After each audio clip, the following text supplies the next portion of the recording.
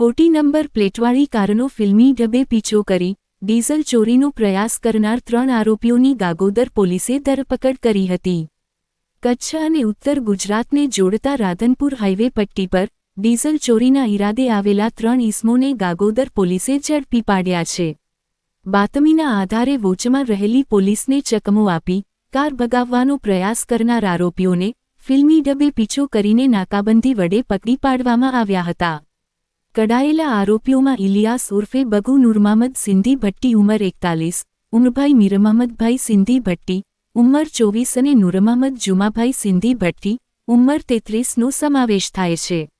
આ ત્રણેય રાણીસર, તાલુકો સાંતલપુર, જિલ્લો પાટણના રહેવાસી છે। આ ગુનામાં સુભાન જુમ્મા સિંધી ભટ્ટી રહે રાણીસર, તાલુકો સાંતલપુર, જિલ્લો પાટણ નામનો એક આરોપી નાસી છૂટ્યો છે। પોલીસે મુદ્દામાલ તરીકે સફેદ કલરની સ્વિફ્ટ ગાડી કિંમત 2 લાખ, 3 મોબાઈલ ફોન કિંમત 15,000, 11 ખાલી વાદળી કેરબા કિંમત 1100, 2 પ્લાસ્ટિકની રબર પાઇપ અને 1 છરી સહિત કુલ 2,16,100નો મુદ્દામાલ જપ્ત કર્યો છે।